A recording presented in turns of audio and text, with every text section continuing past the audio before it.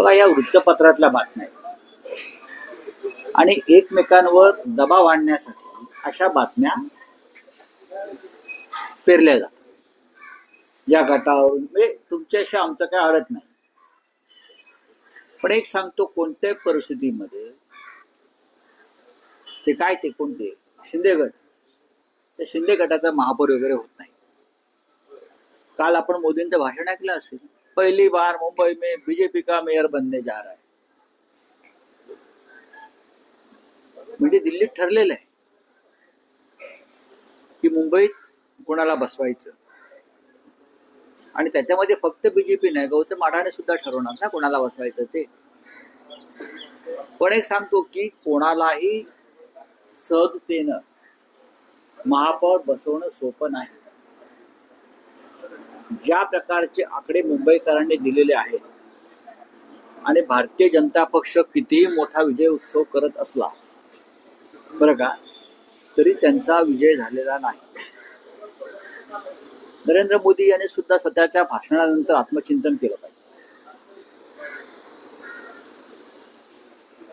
मोदी असं म्हणतायत की ज्या मुंबईत काँग्रेसचा जन्म झाला तिथे काँग्रेसचा पराभव आम्ही केला महानगरपालिका निवडणूक. मोदी यांना राजकीय इतिहासाचं भान नाही. गेले किमान 25 वर्ष या मुंबईवर शिवसेनेचंच राज्य, बाळासाहेब ठाकरेंचंच राज्य. त्याच्यामुळे इथे काँग्रेस जरी महाराष्ट्रात असली तरी मुंबईमध्ये शिवसेना. तेव्हा त्यांचे जे काही भाषण देणारे माणसं आहेत मोदींचं, त्यांचं इतिहासाचं भान फार कच्चं आहे. मुंबईत काँग्रेसचा जन्म झाला, मुंबईत काँग्रेसनं चले जावची घोषणा केली, इंग्रजांविरुद्ध लढा दिला तिकडे, तेव्हा मोदी विधी त्यांचा पक्ष कुठेच नव्हता. अशा संघर्षाच्या वेळेला भाजपा कुठेच नसतो. रावसाहेब, महापौर पदाच्या या एकूण शर्यतीत शिवसेना उद्धव बाळासाहेब ठाकरे पक्ष आहे की विरोधी पक्षात बसण्याचं ठरवलं? नाही, बघा, अजून आम्ही काहीच ठरवलेलं नाही. आता आम्ही फक्त मजा बघतो. कोणी पंचतारांकित हॉटेलमध्ये आहेत. आता माझ्या माहितीप्रमाणे भारतीय जनता पक्षाच्या नगरसेवकांना सुद्धा कुठेतरी हलवत आहे. म्हणजे कोण कोणाला घाबरते? सरकार आहे. अहो, सरकार तुमचं आहे. मुख्यमंत्री दावोसला बसून मुंबईकडे लक्ष ठेवतायत नगरसेवकांकडे. म्हणजे मला गंमत वाटते. तिकडे त्यांचं, मी काल असं ट्विट केलं, आपण पाहिलं असेल की प्रधानमंत्र्यांसारखं स्वागत करण्यात आलं.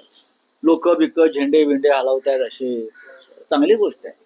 एक मराठी माणूस म्हणून जर नरेंद्र मोदी, देवेंद्र फडणवीस यांची देशाच्या पंतप्रधान पदाकडे पावलं पडत असतील, मुंबई जिंकल्यामुळे असं म्हणतात किंवा महाराष्ट्रात जिंकल्यामुळे, तर मराठी माणूस म्हणून आम्हाला अभिमानच आहे.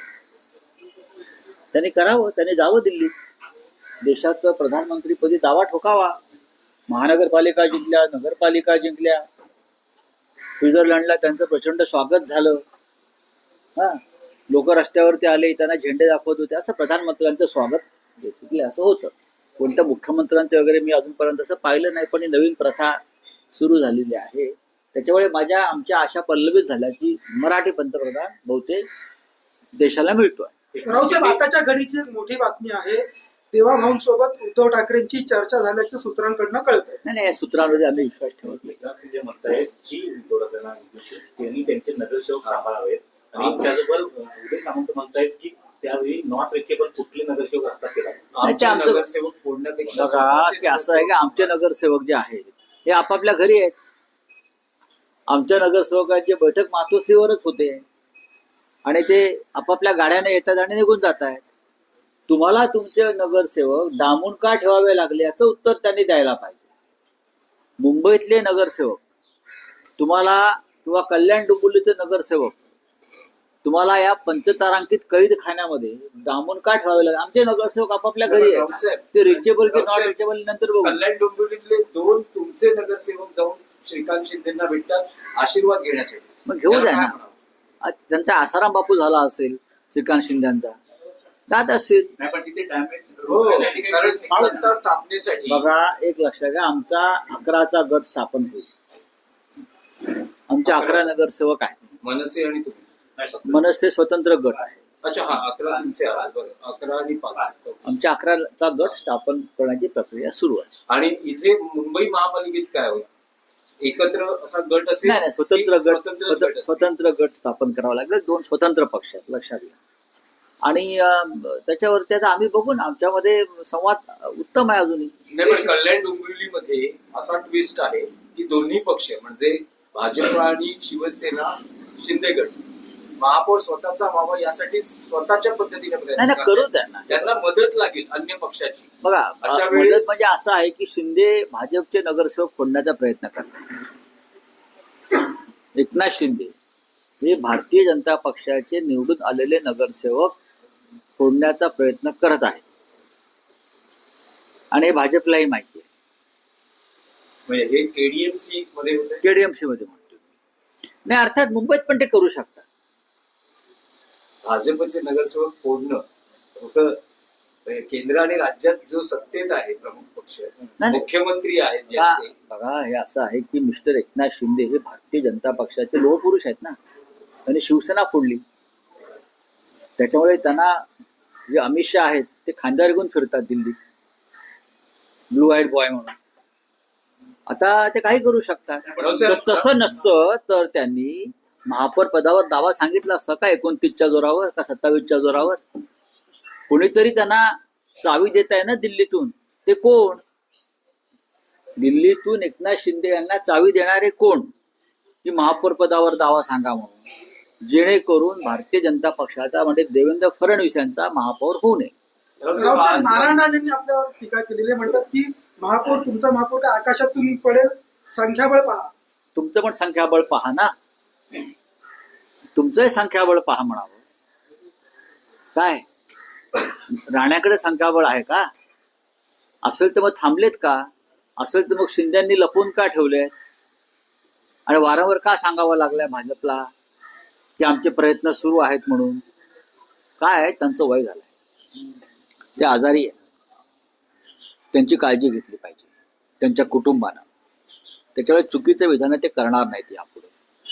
आमचं बघू ना, आमचं बघायला आम्ही समर्थ आहोत. राणेसाहेब, तुमचं जरा काय चाललंय ते बघा. तुमचं संख्याबळ सांगा काय. 10-20 जागा जास्त जिंकल्यामुळे संख्याबळ होत नाही. मी काल म्हणालो की बहुमत फार चंचल असतं. आज रावसाहेब एक आहे मुंबईत बिहार भवन बनवलं जाते. बातम्या आहेत त्या, बघू आम्ही त्याच्या. रावसाहेब आज ताजलँड ट्रेनला जायचा काही योग आहे का? थांबा ना जरा. कालची राहिलेली नाही नाही, कसं आहे की आम्ही जेवायला जातोय की ते कुठे जेवायला जातात बघू ना. आम्ही जेवायला जातोय की आतले लपवलेले पाहुणे कुठे बाहेर जेवायला जात आहेत. त्याचे तुम्हाला आकडे दिसत आहेत. जर शिंदेच्या शिवसेनेचे काही नगरसेवक तुमच्यासोबत आले हो, तर ते- त्यांचं उद्देश- अशा गोष्टी ज्या असतात या खुलेपणानं बोलल्या जातात. पण काँग्रेसकडेही मोठ्या संख्याबळ आहे. 24 नगरसेवक आहेत. काँग्रेसचे फुटत नाहीत. पुढे बोला. काँग्रेसचे फुटत नाहीत. आमच्या शिवसेनेचे तर प्रश्नच येत नाही.